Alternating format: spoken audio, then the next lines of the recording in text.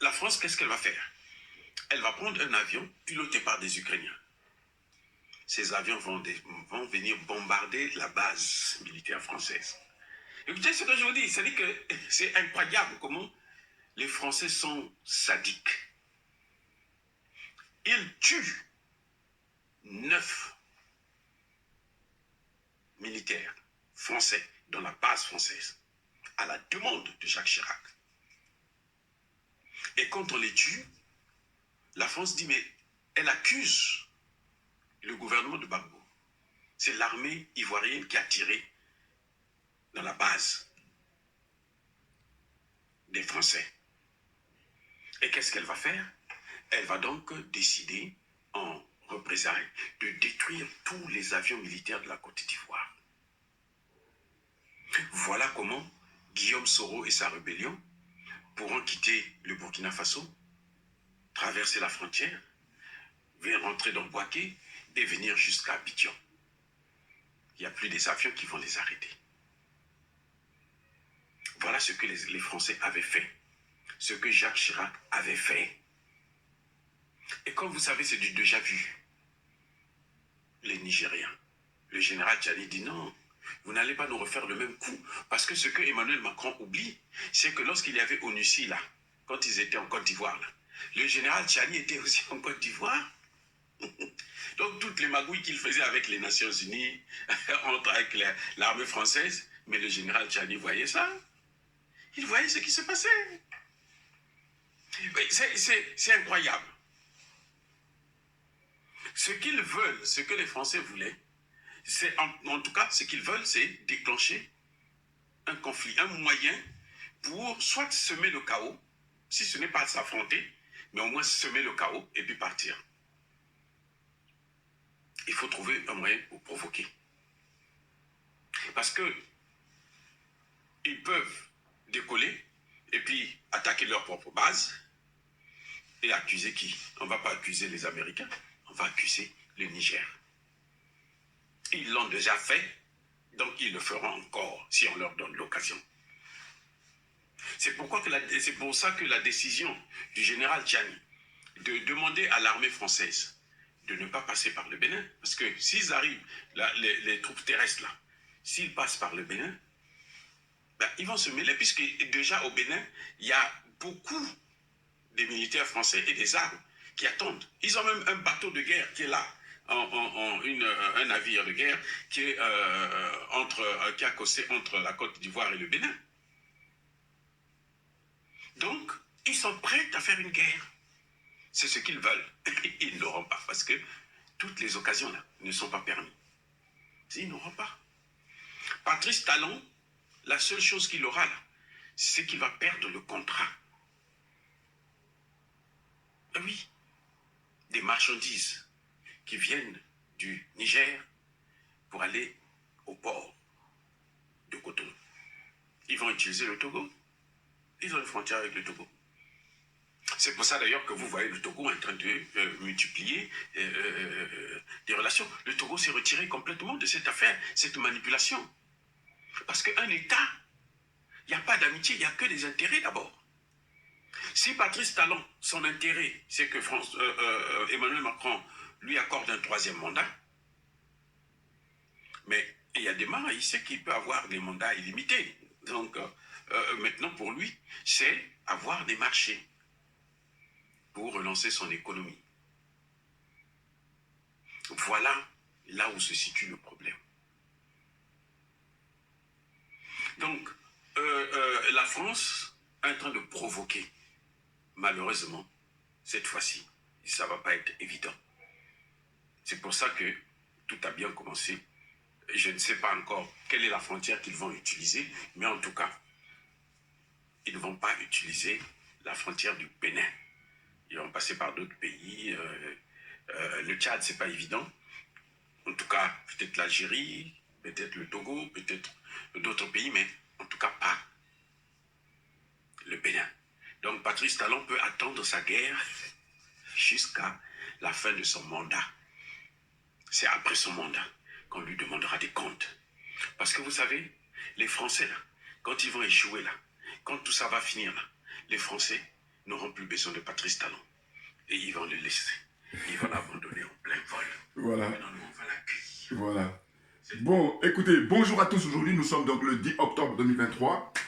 Je me présente Djoubian, c'est mon surnom sur le net. Je suis accessoirement, mais accessoirement seulement, spécialiste de la France. Je salue ce frère-là que j'aime beaucoup, qui vit aux États-Unis, qui est un docteur en sciences politiques. Je regarde de temps en temps ses vidéos. Bon, ses vidéos sont courtes, hein, ça dure 10 minutes, mais il en fait plusieurs. Dans la journée, par exemple, ou dans la semaine. Hein, donc, vraiment, j'aime beaucoup. C'est un frère dont on partage, en fait, les avis et les opinions de manière générale. Peut-être pas à 100%, mais sur l'essentiel, on est ensemble, c'est clair. Hein. Et puis, en plus, lui... je vois qu'on partage la valeur de la maths, c'est-à-dire la solidarité, la vérité et la justice. Voilà, on est dans le même paradigme, si j'ose dire. Donc là, sa vidéo, là, il a consacré ça à l'évacuation, à l'expulsion des militaires français qui sont basés, comment on appelle ça, au Niger. Voilà, donc ils sont en train de partir là. Et puis, ce qu'il précise, c'est que enfin, il explique que dans sa vidéo que les Français ils veulent faire un remake, c'est-à-dire qu'ils ont fait en Côte d'Ivoire, ils veulent essayer de reproduire. Bon, autant dire que c'est peine perdue parce que le général Tchiani, c'était un vieux de la vieille qui a du métier. Voilà. Vous voyez? Alors, ce frère, j'aime beaucoup hein, parce que, en fait, surtout, il a perdu un petit peu de sa gouaille et puis son enthousiasme. Bon, il garde un peu son enthousiasme, mais avant, il avait les deux. La gouaille, je crois que depuis qu'ils lui ont coupé sa chaîne, et puis il a pu la remettre. Donc là, ça va calmer un peu. Mais sinon, reprenez ces vieilles vidéos, vous allez voir, moi j'aime beaucoup. Puis comme ça, ce qui est extraordinaire dans la vie, c'est ça, c'est qu'on se connaît pas. Hein, mais quand je le regarde et tout, il me fait rire et puis j'aime beaucoup. Voilà, c'est tout. Hein. Donc je lui rends hommage. Hein, big up. Alors je sais pas s'il est, je sais qu'il est congolais, mais par contre je sais pas s'il est, je pense qu'il doit être Congo-Brazzaville ou alors Kinshasa, mais je pense plus à Brazzaville moi. Voilà. Bon, donc il vit aux États-Unis hein, depuis fort longtemps, docteur en sciences politiques. Bon, ben, pourquoi je fais le lien moi? En fait, ce dont je vais parler, moi c'est Patrice Talon qui m'intéresse aujourd'hui. Vous aurez compris. Talon, je vous dis, je ne lâcherai pas jusqu'à la fin de son mandat. Et même, il pourrait même précipiter son départ, un peu comme Bazoum. Même si c'est vrai que chaque pays a son histoire et son parcours politique. Il se rêve en, paraît-il, comment dire ça, Paul Kagame. Alors que Kagame, attention, je le répète encore, je ne suis pas un soutien de Kagame, mais je suis dans un principe. Le principe, ça consiste à dire, soit on attaque tout le monde, soit on attaque personne.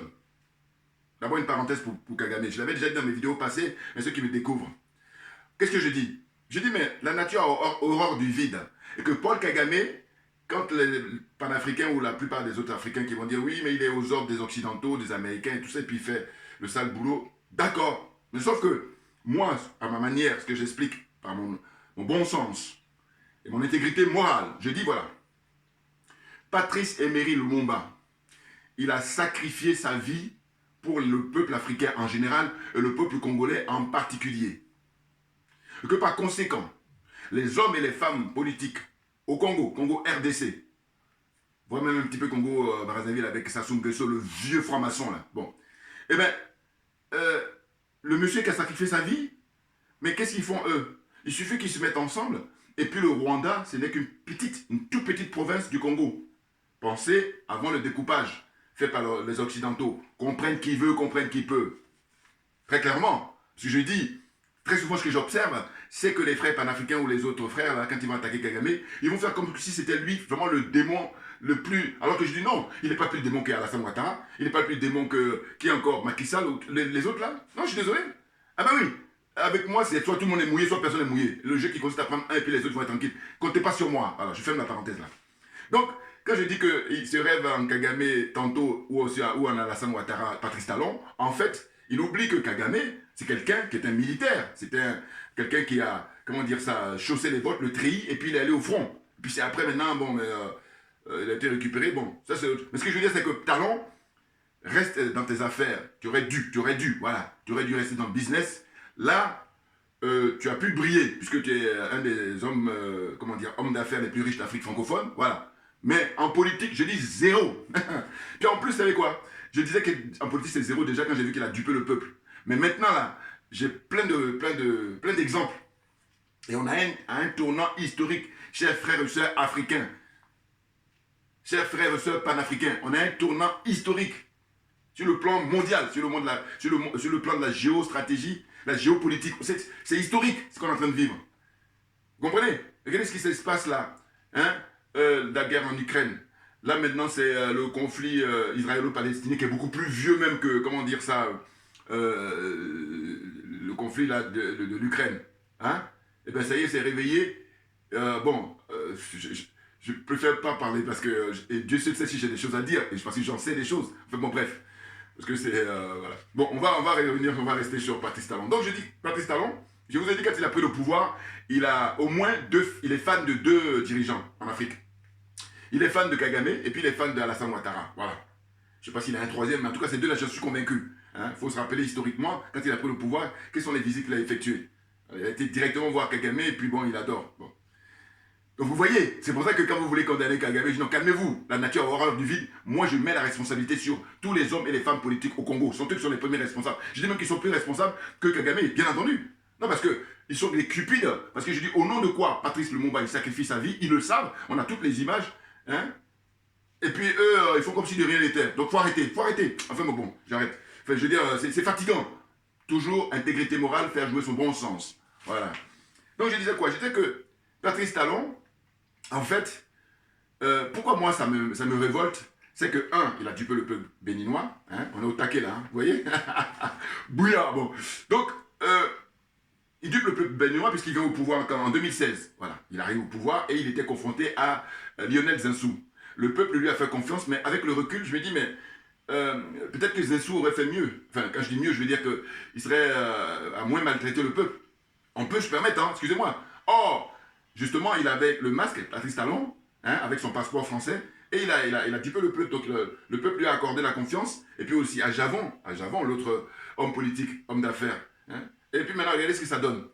Mais, autre argument, c'est que je dis, quand on regarde historiquement, le Bénin, les dirigeants béninois avant lui, n'avaient pas permis à la France d'installer des militaires, encore moins des bases militaires. Vous comprenez? Or là, Patrice Talon, aujourd'hui, au 21e siècle, aujourd'hui en 2023, c'est ce qu'il fait le monsieur tranquillement. Et puis je l'ai malin. Alors que là, je dis, mais quand je disais que, au point de vue politique, c'est zéro, c'est qu'en fait, Patrice Talon, tant qu'on était en période de paix, il fait son malin, a dit que j'ai construit les routes, j'ai aménagé le Bénin, parce que les autres avant moi, notamment les Yaïboni, c'était un villageois, c'était un gaou. Excusez-moi pour les villageois, excusez-moi. Non, ce que je veux dire, c'est que Yaïboni, je ne le supporte pas parce que je dis, il devait aller à la retraite, qu'il se fasse oublier. Parce que c'est lui qui a permis bon, il n'y a pas que lui, mais lui, il a vraiment bien servi sur le plateau, Patrice Talon, et c'est ce que ça donne là. Bon. Donc, ce que je veux dire, c'est que, au fond, il construisait, pour essayer de rattraper le retard qu'a accusé le Bénin par rapport au Togo, par exemple, ou alors les autres pays, la Côte d'Ivoire. Bon, mais là, on était en période de paix, parce que vous conviendrez que moi, que quand il prenait le pouvoir en 2016, ce n'était pas la même configuration qu'aujourd'hui. Maintenant, un politique, il agit autrement. Or, comme ce n'est pas un politique, donc là, il veut faire du copier. Non. C'est-à-dire que copier Alassane Ouattara, et puis Alassane Ouattara, sachant que c'est le prolongement d'un Houphouët-Boigny, d'un Oumar Bongo, d'un Blaise Compaoré, et voilà, c'est pas le passage de relais. Comprenne qui veut, comprenne qui peut. Bon. Donc, Patrice Talon, j'ai dit, moi, où ça me révolte encore plus, ou encore davantage, c'est que je dis, mais si vous regardez historiquement, la Côte d'Ivoire, c'est un peu normal, puisque Houphouët-Boigny, c'est un des pères fondateurs de la France-Afrique. Bon, donc ça se peut comprendre la continuité avec Alassane Ouattara. Macky Sall, c'est la suite de Léopold Sédar Senghor. Tout ça encore, ça reste cohérent. Mais le Bénin, et en plus on remonte encore plus loin, la résistance, hein, le pays de Béhanzin, le pays des Amazones, enfin, hein, ceux qui s'y connaissent mieux que moi, mais je veux dire, voilà. Et puis même pour être plus récent, parce que moi je suis plus récent encore, Mathieu Kérékou, le général Mathieu Kérékou, voilà, un homme très sage, qui est militaire lui, hein, militaire, attention. Eh bien, lui, il avait déjà les liens avec la Russie, hein, avec l'Union soviétique. Et donc, lui, qui était militaire, hein, paix à son âme, eh bien, Patrice Talon, qui était un civil, Macky Sall, civil, Alassane Ouattara, civil, ils font pire que les militaires. Donc, expliquez-moi, vous allez m'expliquer dans les commentaires. Voilà, pour dire quoi? Pour dire que, écoutez, ces gens-là, ce ne sont pas des politiques, c'est pour ça qu'ils agissent de manière barbare. C'est très clairement ça, parce que les politiques n'agiraient pas comme ça. Être politique, c'est quoi? C'est de dire... Écoutez, là on arrive au tournant, un tournant historique, mais Patrice Talon, premier mandat c'est une chose, mais le deuxième mandat, ou surtout là, quand les Français ont commencé à... Mais vous savez, je crois que lui et les Français, c'est donnant-donnant. Ils lui ont permis, quand il était en exil, il était ici en France, il a le passeport français, la nationalité française, voilà. Et du coup, le peuple n'avait pas compris, c'est pour ça que le peuple a accordé la confiance, et c'est pour ça que moi ça me révolte, parce que je dis, il serait venu au pouvoir, coup d'État, je respecte même encore quelqu'un qui fait coup d'État, qui est Patrice Talon, pour vous dire. Et là aussi, pareil, comprenne qui veut, comprenne qui peut. Pourquoi? Parce que je dis, coup d'État, au moins, bon, c'est un peu comme quelqu'un qui vient vous faire un hold-up. C'est-à-dire qu'il a son arme et puis vous n'avez pas... Mais Talon, en fait, le peuple a dit, bon, Zinsou, on ne le sent pas, on ne lui fait pas confiance du tout. Et ils ont fait, rappelez-vous, hein, moi je dis, le dossier béninois, j'ai commencé à m'intéresser pendant la campagne électorale en 2016. Et là, j'ai vu, la démocratie était comment dire... en pleine forme. C'est-à-dire que ça se passait hyper bien, détendu, détendu. Oh, Patrice Talon, voyou qu'il est, un voyou en col blanc. Voilà. Eh bien, là, il aurait dû faire entrer les opposants. Tous. Gouvernement d'union nationale. Mais non, c'est une question de paradigme, c'est pas leur paradigme. C'est pour ça qu'il n'est pas politique. Hein? C'est dingue, c'est dingue. Et là, maintenant, là, vous voyez le frère, là, congolais qui est aux États-Unis. Il a dit Patrice Talon, on l'attend. On va le cueillir, hein, voilà, sans parachute. Ah oui, oui, oui, oui, oui, oui. Et je vous ai dit, j'ai dit que moi, on va t'arrêter, on va te juger, diffuser en radio, télévision, mondiovision, voilà. Pourquoi? Parce qu'il faut que ça serve de leçon pour les générations à venir. Sinon, quand on est dans l'impunité comme ça, c'est pour ça qu'il y en a d'autres qui reprennent la relève et puis n'importe quoi, et c'est les pauvres qui payent les pots cassés. C'est ça la discussion. Vous comprenez? Ah, les soutiens de Talon, là, vous êtes trop légers, vous êtes cupides. Voilà, il n'y a rien d'autre. Mais regardez, on est à un tournant. Ils ont mis en place la CEDEAO, les sanctions économiques, d'une part, et d'autre part, Talon, lui, il fait partie des vats en guerre. Les trois vats en guerre, c'est M. Alassane Ouattara d'abord en premier, ensuite Talon en deuxième, et Macky Sall en troisième. Hein? En tout cas, le premier, c'est Ouattara, c'est sûr. Maintenant, les deux autres là, hein, on peut intervertir. Mais voilà, ça donne ça. Et donc, compte tenu de leur turpitude, c'est-à-dire la mise en place des sanctions économiques, eh bien aujourd'hui, le constat qu'on fait, c'est que c'est le Bénin qui est en train d'en partir. Très clairement. Ah oui. Les ports là, du Bénin, hein, et puis à la frontière, hein, surtout le port, il ne fonctionne plus. Parce que le Niger était un des partenaires commerciaux les plus importants du Bénin. C'est là où tu te dis, bon, ces mecs-là, ils disent qu'ils sont hommes d'affaires. Mais regardez, pour dire même sur son propre terrain, il est nul. Et oui, simplement, comme on dit, au pays des aveugles, le borgne est roi. C'est-à-dire qu'il avait à faire un Yaïboni, c'est pour ça qu'il a réussi à faire le hold-up, à l'escroquer comme ça, à le retourner dans tous les sens. Comprenez ce que je veux dire? Voilà. Ouais. Bouillard, on est trop bon, hein, Dieu seul sait. Bon, alors on y va. Donc j'ai pris quelques notes, vous n'avez pas oublié. Mais Patrice Talon, c'est un cas. Hein, au sens où les mecs, vous savez, en temps normal, rappelez-vous, si on revient 4-5 ans en arrière, les gars qui le soutiennent font malin en disant, oui, vous voyez, depuis qu'il est là, il a conçu... Mais, sauf que quand tu es dans la politique, on est en pleine politique, là maintenant, c'est exercice pratique. Voilà, vous voyez la théorie, là quand il faisait le malin, là, en temps de paix, eh ben, c'était la théorie. La pratique, maintenant, c'est ça. Parce que là, c'est plus intéressant pour voir... Là, on a un tournant important. Comment tu vas négocier le tournant? Et je pense toujours en termes de ceux qui conduisent. Quand tu conduis, et bien, quand tu arrives à un virage, tu rétrogrades. Ben, sinon, tu rentres dans le décor. Oh, Talon en train de rentrer dans le décor, là. Très clairement. Mais bien entendu. Parce qu'en fait, il a posé des actes dont il ne mesurait même pas les conséquences. Maintenant, je dis, bon, les hommes et les femmes au Bénin, les hommes et femmes politiques, hein, j'entends, il faudrait, ceux de l'opposition, aller manifester massivement devant les ambassades de France, consulats de France, et que sais-je encore, bases militaires là, qui sont installées discrètement. Hein, c'est même pas nouveau, hein, les bases militaires au Bénin. Là. Depuis que Talon est là, ça fait au moins 3, si c'est pas 4 ans, que les bases militaires françaises sont là-bas, mais discrètement. Autant dans d'autres pays, ils disent ouvertement, comme au Mali, comme au Burkina, comme au Niger, mais là, au Bénin, ils se camouflent. Alors qu'on sait, il y a des documentaires qui sont sur Internet, si vous faites des recherches, vous allez tomber dessus. Voilà, qui sont faits même par des jeunes Français, pour vous dire. N'importe quoi. Bon, je vais accélérer.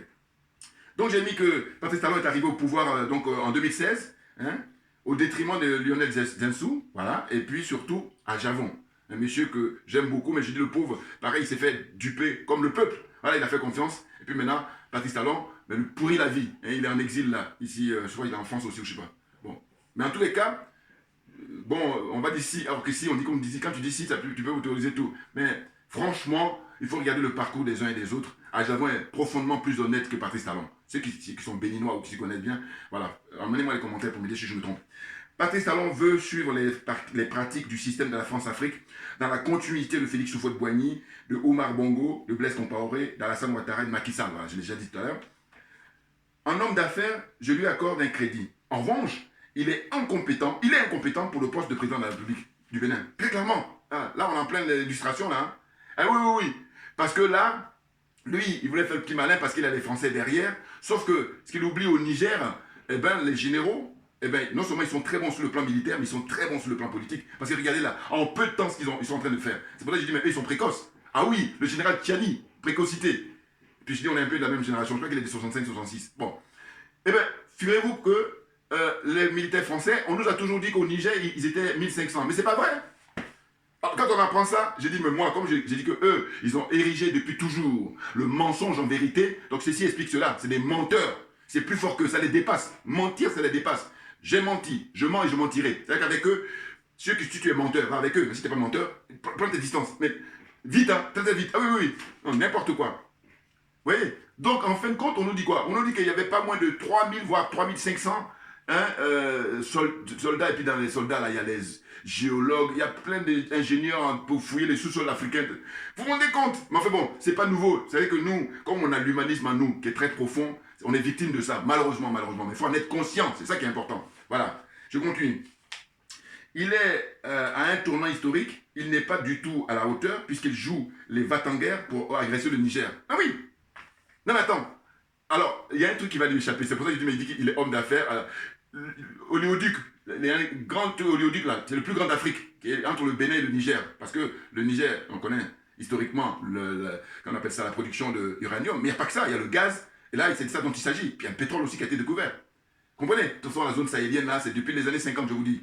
Bon, ils en sont conscients de ça. Simplement, c'est les moyens qui manquaient, donc progressivement. Mais aujourd'hui, il y a suffisamment de moyens. Sauf qu'ils veulent faire la prédation comme si on était au 15e, 16e, 17e, 18e, 19e siècle avec les Africains. Alors qu'entre-temps, ils ont affaire maintenant à une nouvelle génération qui est décomplexée, qui n'est pas aliénée et qui n'est pas corrompue. Je parle des authentiques panafricains, bien entendu, bien entendu. Donc, à ce tournant-là, eh ben, il y avait un contrat qui avait été signé entre le Bénin et le Niger pour l'oléoduc. Et puis ben là, il a embarrassé Patrice Talon. Parce qu'il veut jouer sur deux terrains. Il veut faire la guerre au Niger et en même temps, il veut, comment dire ça, garder le contrat. Il dit non, non, non, non, ça marche. Les dirigeants avec Tchiani, il dit ça ne marchera pas. Et puis ils ont bien raison.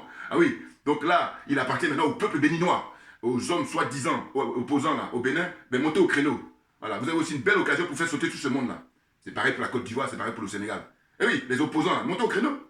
Non, parce que la plupart du temps, ce que j'observe chez ces gens-là, en Côte d'Ivoire surtout, ils veulent qu'on fasse le boulot pour eux, et puis maintenant ils vont venir s'accaparer n'importe quoi, c'est trop facile. Voilà. Et moi je dis, j'aime pas la facilité, très clairement. Vous voyez?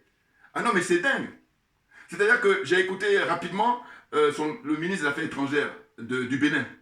Mais des gaous, enfin des gaous. Voilà, il vaut mieux que je dise gaou que villageois, voilà, je dis ça plutôt gaou. Gaou parce que le mec, on lui pose des questions justement par rapport à ce qui se passe avec, comment dire ça, le Niger, hein, les sanctions économiques et puis blocus et tout ça. Eh bien, je voyais qu'il était mal à l'aise. Et puis il reprend juste les propos que tiennent Macron et consorts. Macron et ses ministres des Affaires étrangères, ministres de la Défense. Alors, il tient. Mais sauf que l'original, ça n'a rien à voir avec la copie. Et puis il copie mal, et puis c'est surtout que j'ai noté surtout qu'il était mal à l'aise. Je vois qu'il était mal à l'aise. N'importe quoi. Oh, vous n'êtes pas à la hauteur, allez faire autre chose. Et puis je dis très souvent, ces gens-là, ils ont des bons diplômes. Hein. Mais je dis, bon, reste là-bas. Soit tu es mathématicien, soit tu es chimiste, soit tu es géologue, soit tu es... Hein, vous voyez ce que je veux dire? Voilà. Hein, architecte, avocat, juriste, tout ce que tu veux. Voilà, va faire. Mais viens pas là sur un terrain que tu ne maîtrises pas. Parce que il s'agit de défendre l'intérêt général et que par conséquent, vous n'êtes pas habilité. Hein, vous n'êtes pas apte. Ah oui, oui, il faut avoir la capacité. Oh, vous n'avez pas. Faites le malin en apparence, mais quand on creuse un peu, on vous observe, on voit qu'il n'y a rien. Côté de la plaque, des hors-sujets. Donc, ce que je voulais dire, c'est quoi pour la suite? Hein? Agresser le Niger comme ça, et il compte sur les Français. Et c'est pour ça que les généraux, là, Tchiani, hein, avec son expérience, il sait très bien toutes les manœuvres de la France. Et bien il a dit non, non, non, non. Vous n'allez pas décoller par le Bénin, vous n'allez pas passer par le Bénin, vous allez passer par un autre chemin pour rentrer en France. Voilà. Ou allez-y vous asseoir en Côte d'Ivoire, allez vous asseoir au Bénin, mais pour aller au Bénin, passez où vous voulez, mais vous n'allez pas faire, vous n'allez pas passer à la frontière. Là, ça se retourne contre eux, parce que ce sont eux-mêmes qui ont instauré justement le blocus hein, contre le Niger. Rappelez-vous, avec l'utilisation de la CEDEAO, hein, comme bande de corrompus là, de la CEDEAO. Alors la suite. Le plus grand oléoduc d'Afrique, hein, entre le Bénin et le Niger, je l'ai dit tout à l'heure, le projet est arrêté à raison de l'attitude de Talon qui joue hein, les larbins de la France-Afrique. Voilà, c'est ce que j'ai dit tout à l'heure. Ouais, oléoduc là. Voilà. Et c'était un grand contrat. Ben oui. Et lui, avec les, comment on appelle ça, il a touché, voilà, les commissions, plein de trucs, hein, voilà, qui vont avec, parce que ces gens, là, ça se chiffre à des millions, au minimum, c'est pas des milliards. Oh là, tout, fini. Voilà. Des nazes comme ça. Oui, quand je dis qu'en politique, il est zéro, mais voilà l'illustration, parce qu'en plus, ils sont propre terrain, parce que là, on est dans les affaires, là. Parce que si réellement il était un bon homme d'affaires, il allait, comme on dit, gouverner ses prévoirs, il allait dire, mais attends, on a un contrat avec eux, mais comme ils ne sont pas libres, voilà, faites le tour du monde, mais après le monde n'est pas libre, c'est pour ça que tu fais le malin en apparence, mais il y a fouille, il n'y a rien, voilà. Pourquoi? Que ce soit Alassane Ouattara, que ce soit Macky Sall, ou eux, c'est la France qui dirige, voilà. Donc du coup, ils sont assujettis aux décisions des Français, n'importe quoi, des nazes. Alors la suite. Donc je dis, voilà, il accepte l'installation des militaires et des bases militaires discrètement au Bénin. Hein, c'est du jamais vu. Voilà, c'est ce que j'ai noté. C'est du jamais vu. Hein. Que les bases militaires sont en Côte d'Ivoire, Houphouët-Boigny l'a autorisé. Donc on peut comprendre. Hein. Au Sénégal, là aussi, avec ceux qui étaient avant Macky Sall. Macky Sall, lui, il a renforcé. Lui, c'est open bar. Bon. Mais au Bénin, non, historiquement, non.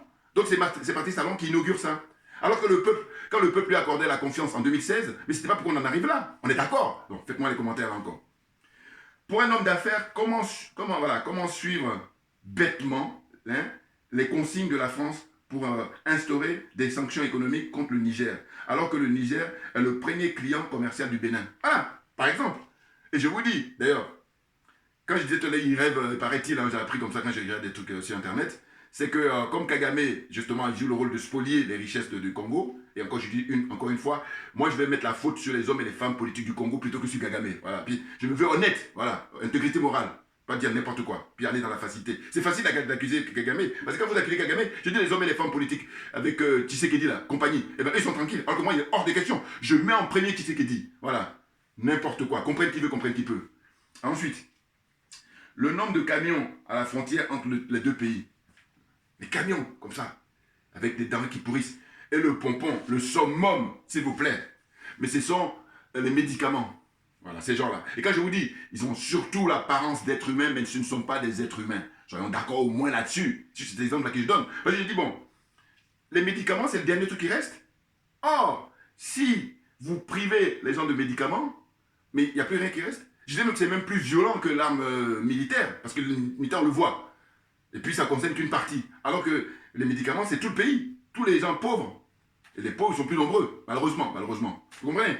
Bon, le port de Cotonou, hein, je crois que c'est ça, hein, il est mis en arrêt depuis plusieurs semaines afin de répondre, j'espère que je ne me trompe pas là, parce que je ne sais pas si c'est le port de Cotonou. En tout cas, voilà, à la frontière entre le Niger et le Bénin, là, au port là-bas, tout est bloqué, en stand-by. Voilà. Gaspillage, vous vous rendez compte, ça se chiffre là encore pareil à des millions. Alors qu'on a déjà des problèmes financiers, des gens qui sont pauvres, qui ne trouvent pas à manger, qui ne trouvent pas à se soigner, qui ne trouvent pas à s'éduquer, et bien ces gens-là, ils sont à côté de la plaque, font du gaspillage. C'est pour ça qu'ils doivent répondre le moment venu, très clairement. En fait, c'est clair. Donc j'ai dit le port de Cotonou qui est mis en arrêt depuis plusieurs semaines afin de répondre aux exigences de la France concernant les sanctions économiques de la CEDEAO. Voilà, les zozos là. Macron n'avait pas le choix d'agir comme il l'a fait, puisqu'il a fait, il a fait tomber le masque. Quelque temps après à savoir qu'il est même pris, que, excusez-moi, parce que là j'ai pris des notes, mais j'étais en vitesse. Bon, en gros, qu'est-ce que je voulais dire? Ce que j'ai dit tout à l'heure, j'ai dit que, en fait, comment il s'appelle l'autre là? Patrice Talon, voilà. Patrice Talon, il a pris la main dans le sac parce qu'il joue les petits malins. Alors qu'on sait très bien que ce qu'il est en train de faire actuellement là, les Houphouët-Boigny, les, Omar Bongo, les Blaise Compaoré, et puis maintenant Alassane Ouattara, avant lui, ils ont fait ça. Mais qu'est-ce que ça donne? Voilà, tous les gens maintenant aujourd'hui, comme on a l'heure d'Internet, on a l'heure des réseaux sociaux, et bien on est témoins, on voit très bien, ces gens sont des corrompus, ces gens sont au service de l'oligarchie française, et rien d'autre. Voilà. Alors qu'il il aurait dû, voilà, Talon aurait dû, pu rentrer dans l'histoire, voilà, par la grande porte, voilà. Talon, parce que là, quand j'ai parlé tout à l'heure de faire entrer et libérer ces prisonniers politiques et puis faire entrer les autres, et dire, voilà, on va constituer un gouvernement d'union nationale. Voilà. Dans l'actualité, observez, dans d'autres pays, là, quand c'est chaud, et gouvernement d'union nationale, parce que le pays appartient à tout le monde. Il n'appartient pas qu'à Talon et puis ses partisans. On est d'accord au moins. Le pays appartient à tout le monde. Il n'appartient pas qu'à M. Ouattara et ses partisans. Le pays appartient à tout le monde. Il n'appartient pas qu'à Macky Sall et ses partisans. Comprenez là-dessus, ainsi de suite. N'importe quoi. Donc je dis qu'il aurait dû faire entrer dans l'histoire, par la grande porte, en menant une politique inclusive, tout naturellement. Surtout pour son second mandat. Voilà. Mais non, comme ce n'est pas des hommes politiques, c'est des hommes d'affaires cupides. La religion, c'est l'argent pour eux. Leur religion, c'est l'argent, puis le mensonge. Voilà. En appelant, donc j'ai dit, une politique inclusive, hein, dès le début de son second mandat, voilà, c'est ça, en appelant tous les enfants et les hommes et les femmes du Bénin pour relever le défi, voilà, du 21e siècle. Voilà, face au changement, hein, sur le plan de la politique et de la géopolitique internationale. Voilà. Hein. C'est ça, il devait appeler tous les opposants pour travailler ensemble. Oh là non, hein. Le sujet, il est très lourd, et le mec, il fait n'importe quoi, il compte simplement sur la France, comme a dit tout à l'heure le frère, en disant que Talon, il fait ça pour que la France lui donne un troisième mandat. C'est même pas ça, il est beaucoup plus jeune que Ouattara, donc lui, il veut rester aussi au pouvoir à vie. C'est clair, mais c'est que c'est terminé. Là, j'en appelle aux jeunes frères et sœurs qui sont officiers dans l'armée béninoise, occupez-vous de faire partir Patrice Talon le plus tôt sera le mieux. Et puis, hein, il faut penser, hein, à vos ancêtres, il faut penser, hein, aux grands qui ont résisté face à l'Occident, hein, face aux envahisseurs, face aux barbares. Hein. Voilà, là je vais arrêter parce que j'ai transpiré beaucoup là. Merci beaucoup pour votre attention, merci bien. Et puis on lâche rien, mais regardez, on est au taquet, puisque c'est nous qui avons raison. Merci bien, à bientôt.